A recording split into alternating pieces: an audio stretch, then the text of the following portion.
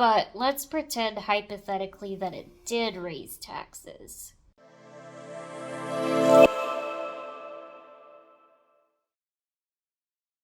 Hey everybody, I'm Amber, a disabled gal, here to reveal or remind you that you're complete in Jesus Christ alone.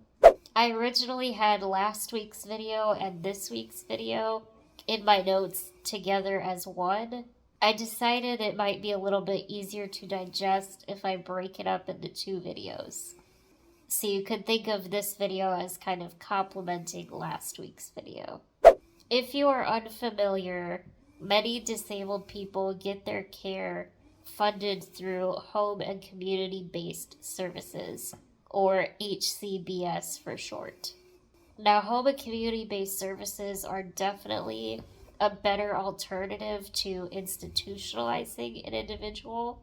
However, unfortunately, these programs still place unnecessary restrictions on disabled people.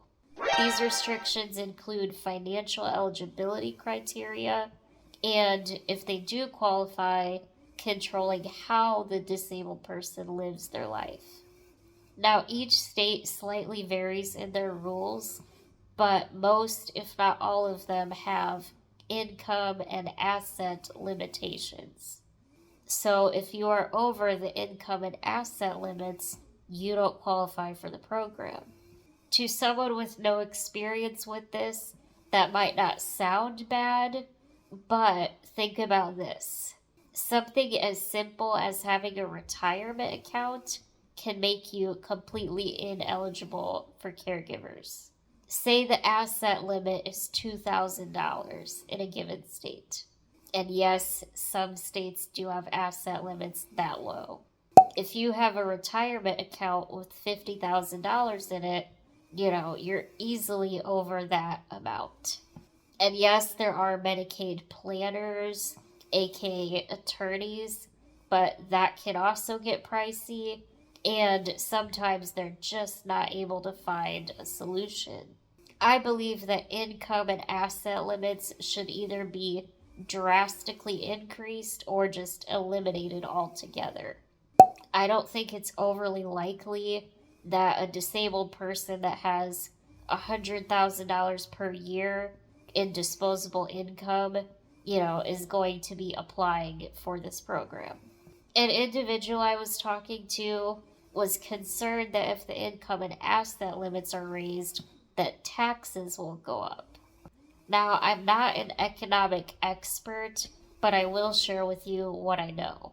The most costly option for taxpayers is having more people in institutions. The more people we can avoid going into these institutions, the less money that ultimately needs to go into their care. Also, if disabled people don't have to worry about their income or assets cutting them off the program, they will likely work more, and thus they will pay more taxes and contribute more to the system themselves. There are plenty of people who either don't work at all or work part-time simply to keep their eligibility for long-term care. So just taking that information into consideration, it likely wouldn't raise taxes if the income and asset limits are raised. But let's pretend hypothetically that it did raise taxes. If it means that vulnerable people will actually receive the care that they need, I don't know if that's something that we should be upset about. And if Christians are upset about that, maybe we should take responsibility and not expect the government to do that. And if we are going to leave that in their responsibility, the least we can do is advocate for policies that will get as many people out of institutions as possible. After all, institutional care costs more to taxpayers, and it is the least effective at providing care that is free from abuse and neglect.